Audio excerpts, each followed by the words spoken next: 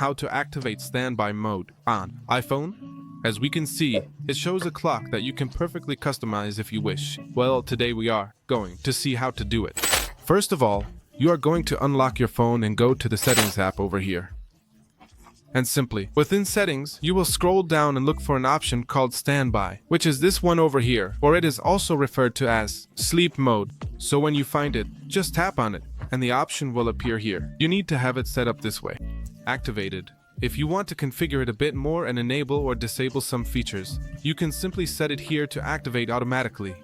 Whether you want a filter at night to avoid straining your eyes, if you want to activate it with movement, and if you want notifications to be displayed there and previewed only by tapping. Now, when we have this active, you might say, well, I have placed my phone horizontally, meaning I have it this way, and it doesn't activate. Well, this option will only activate when the phone is charging and in horizontal mode.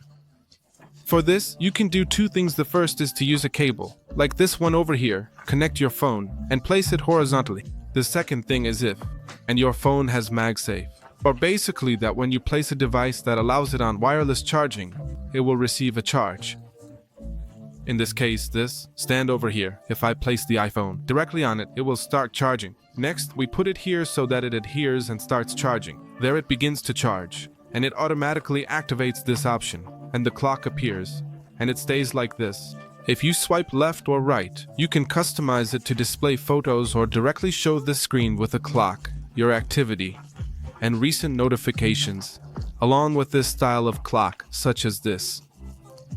And this simply helps you calculate, for example, if you are working and the clock appears here, to know how much time you have been working and all these kinds of details. This way, you will be able to activate this great option on your iPhone.